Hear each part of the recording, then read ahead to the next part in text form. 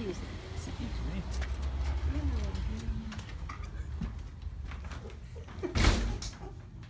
Hi, Mary Dale. Hi, Matt. How are you today? I'm good.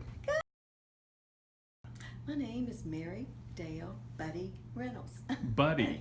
Buddy's your maiden name? Yes, it is. And where are you from originally? Jackson, Tennessee, via Louisville, Kentucky, now Bowling Green. So you went to Louisville after Jackson, Tennessee? Yes, when I was going in 7th grade. Oh, okay. So, okay. Yeah. So you went to 7th grade. Well, you went to 7th grade where? Louisville. What school? Mm-hmm. What was your school? Westport High School. Okay. And then did you go to high school there too? Mm-hmm. But we were on split sessions, so I went at like 1 in the afternoon and got home at 8 at night. And but the older kids got to go at like 6 in the morning or something. And then when they got out, the younger kids came in. And did you go to Western? I ended up getting my degree. Okay. From Western, yes. I went to several colleges. Okay. What colleges did you go to? Oh, let's see. I started out at Murray, and I went to Georgetown, and then I went to... Georgetown, Kentucky, right? Yes, okay. Correct. And then I came home and worked and went to night school at U of L, JCC, Jefferson Community College, because you could take more classes in the summer. And then I went to Metrodata Institute and got a fashion degree. Okay, look at you. From that, but then you ended up... didn't matter. Yeah. And then you ended up at Western. I ended up at Western and got my teaching certification. Okay. So I taught for 2 years, got married, had a baby, and here I am. Where were you a teacher? At the Bowling Green Vocational School. Okay. Community college now. Mm-hmm. And I taught high school, though. And who'd you get married to? Mike Reynolds. Okay. Attorney at law. Attorney at law. And then you became a mom. Of 4. Of 4. What are their names? Let me think. Emily, David, Chris, and Greg. Okay. And were you stay at home until you opened this? I was very fortunate to be able to do that. I was able to volunteer my time with kids and their activities and ball games and all kinds of stuff. And my daughter-in-law walked in. Make it work, I know. So you were a stay-at-home mom. Yes, I work at home. But you said you did 4 kids. But you said you did some other sales stuff before you opened here. Yes. As my children got older and began to leave, then I decided I needed to do something for my house, for myself. Okay. And so I found some direct sales companies. That one was a skincare line. The other was a wonderful bedding company, sheets and things, but they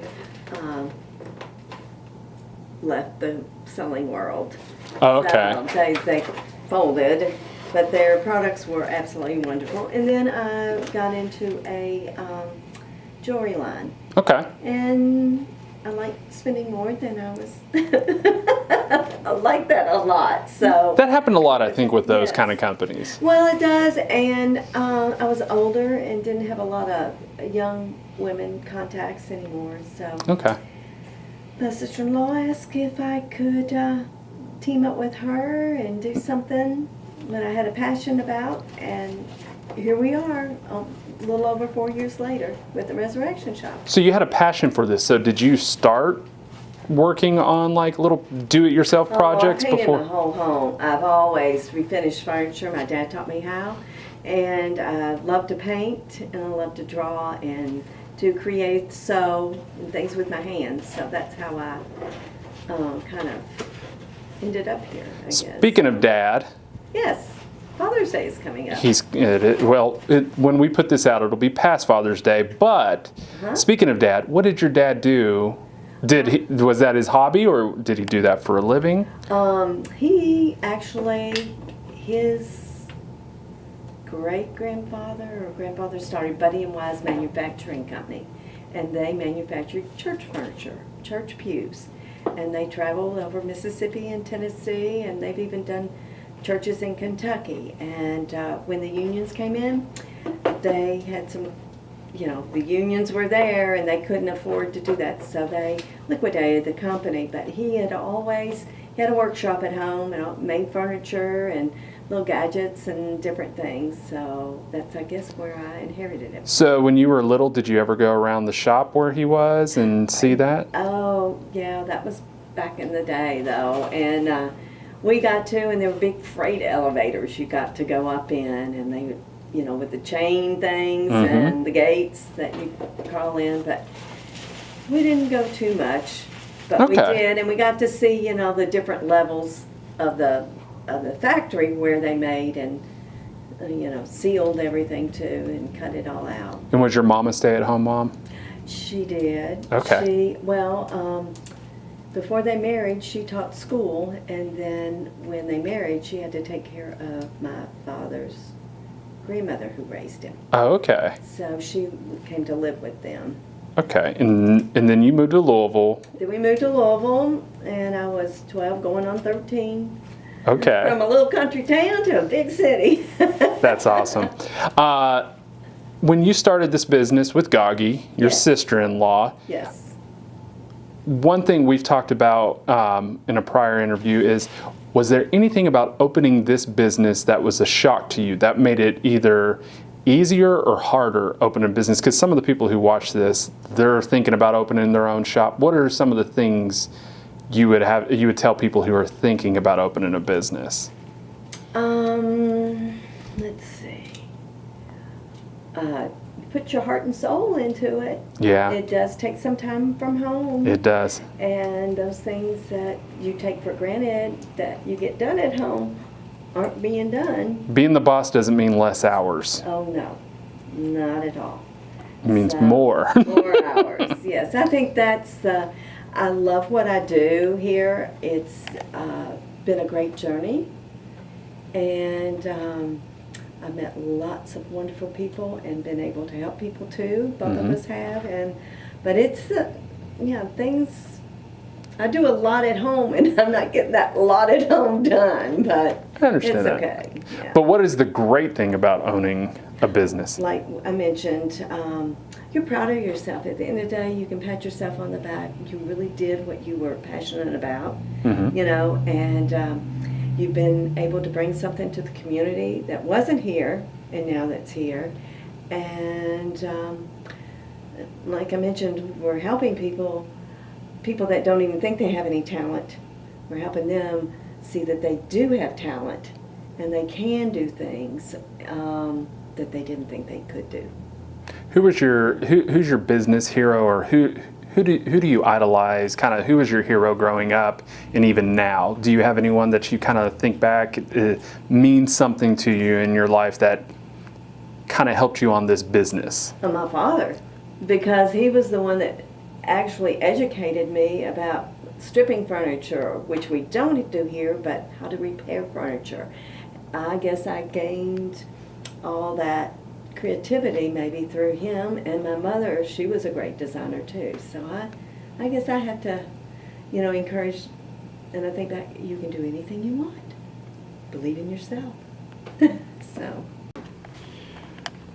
Mary Dell, how has business changed since you've moved to Bowling Green? Like, do you think people are more local oriented, or do you think they're less local oriented? Well, I've been here 30-something years. I'm not a local.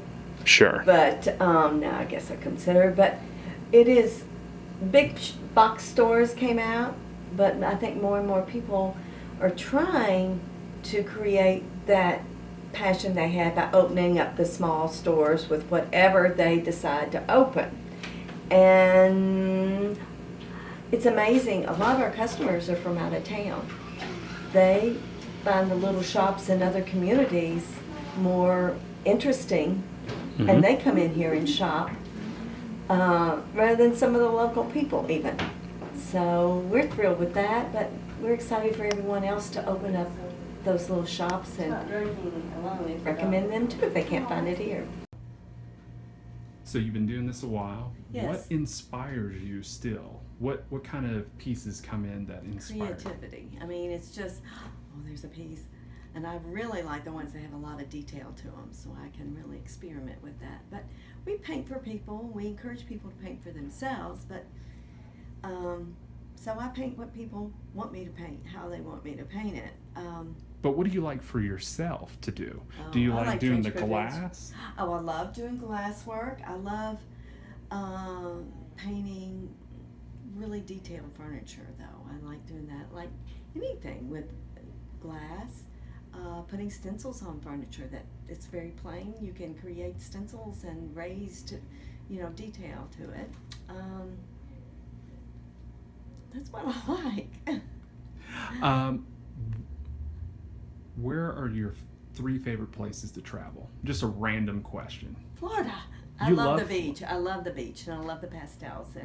And I would love to go to Europe and see the old furniture and the old doorways that are painted with the bright colors and all the flowers and French country furniture, French provincial, the old, really glamorous furniture. I'm more in that line rather than the Is there a country in in Europe. that you think most?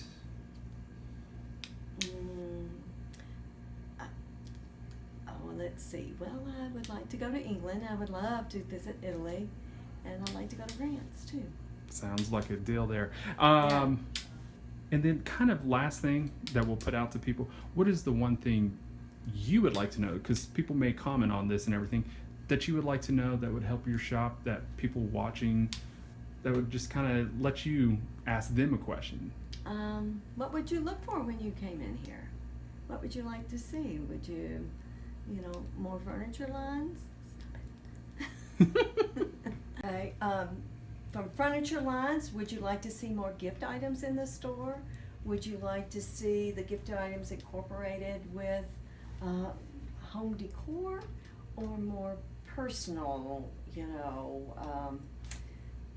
like a little bag or something to wear, something like that? We have a lot of products, including our paint that's made in Kentucky. But we have a gal down the street, Emily, she makes some jewelry, so we're catering.